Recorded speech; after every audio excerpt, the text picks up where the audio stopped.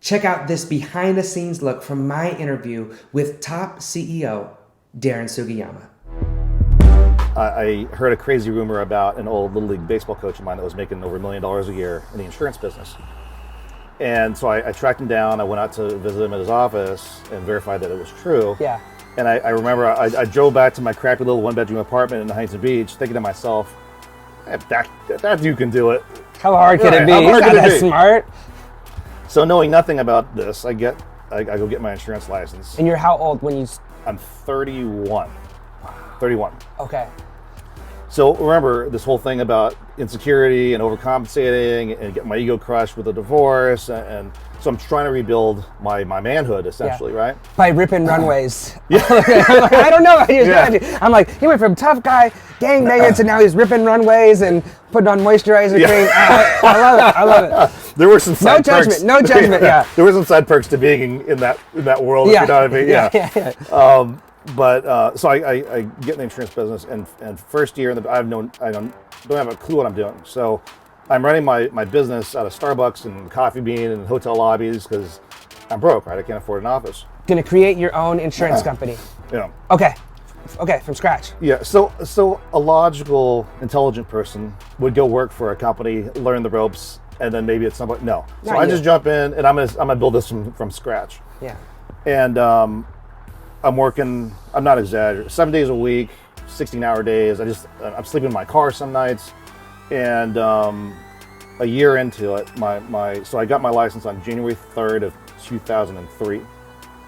My personal tax return for 2003 showed a personal income, a gross income of $277. Yeah. It's tough. It's tough to make it in Huntington Beach. Yeah. That's a couple lattes at Starbucks. I'm living off of credit card advances. Okay. I had a little bit in savings, but not much. I'm living like a rat. No model money saved up. No model money. Okay. A little bit, but not a lot. Okay. Not a lot. And everyone thinks I'm nuts, right? My parents think I'm nuts. They think I'm a drug addict because they never see me. They think, how is he possibly making it if he's not making any money? Yeah. And so that was rough. That really drove a wedge between me and my parents from a relationship standpoint. I didn't talk to my parents for a year and a half after.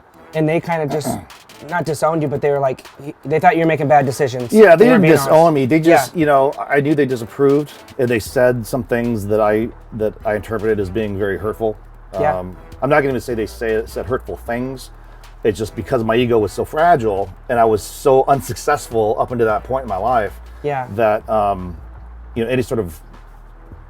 anything that resembled criticism, I had really, really thin skin and I couldn't take it. So I said, look, I'm going to step away from everything that is not overly positive.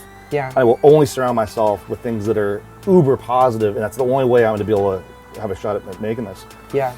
And so a year goes by, and right at the end of that first year, I felt like I was just on the verge of perfecting the reinvention of the wheel, which everyone said don't do. Despite $270 some dollars, you're like, this close. I'm going to reinvent how the entire industry is done. And you're saying everyone's like, don't reinvent the wheel. This is how it goes. And you're like, no, we could do it a better way. Yeah.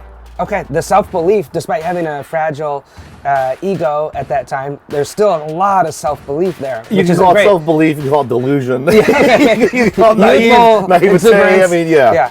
So the next year, things dramatically took off. The next year, things started skyrocketing, and by the time I hit my 5th year in the game, we were number one in the country, number one brokerage firm in the country with 3 different insurance companies. By my 7th year, I started doing speaking engagements, and insurance companies were hiring me to go and retrain their people. So one in particular, they said, I was number one in the country with them for 3 years in a row.